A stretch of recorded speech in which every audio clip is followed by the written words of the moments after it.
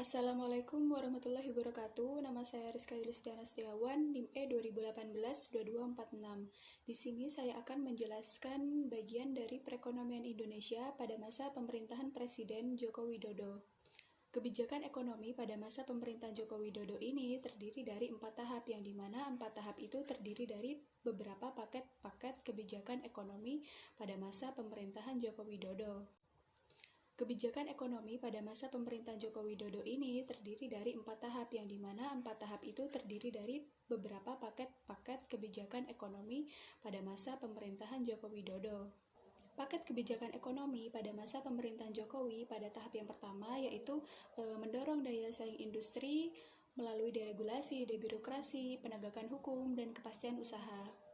Yang kedua yaitu mempercepat proyek strategi nasional, menghilangkan berbagai hambatan sumbatan dalam pelaksanaan dan penyelesaian proyek strategi nasional itu sendiri.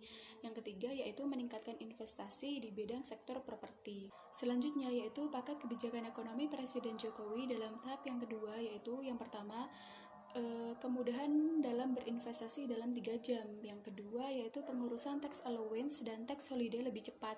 Yang ketiga yaitu pemerintah di sini tidak pungut PPN sama sekali untuk alat transportasi. Yang keempat yaitu insentif fasilitas di kawasan pusat logistik berikat. Yang kelima, insentif pengurangan pajak bunga deposito.